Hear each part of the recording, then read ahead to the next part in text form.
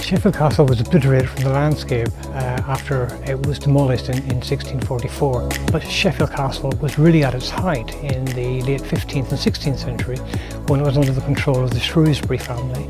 They were fabulously wealthy, especially George Shrewsbury, who made vast amounts of money from mining and shipping. And he was also the person chosen by Queen Elizabeth to be the jailer of Mary Queen of Scots. Well, the castle was not only removed from the consciousness and memory of most of the people of Sheffield, but even serious antiquarians, like Joseph Hunter, for example, Sheffield's greatest antiquarian. They themselves couldn't agree where Sheffield Castle was. And some people thought it was at the junction of the Sheaf and the Don, where we now think it is. Other people thought it was in the Rivelin Valley. As archaeologists, we're very keen to dig this out of the castle because we'd really like to know what Sheffield Castle looked like and what people did there during the Middle Ages. But also this site is ripe for redevelopment, and we really need to establish the state of the archaeology before that development can take place.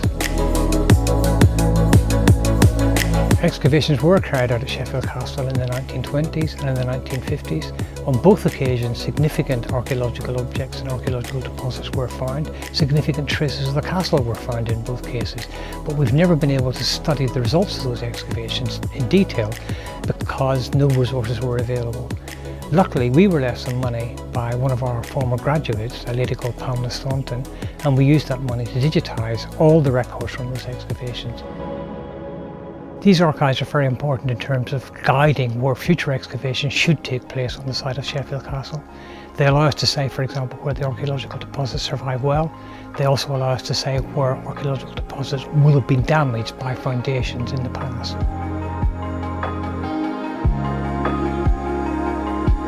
The pier is a temporary structure. It's going to come out from Exchange Street and hover across the top of the castle site. So when people are standing at the end of the pier, they can look down and they can see the remains being excavated, coming out of the ground and really sort of revealing the history of what now is buried.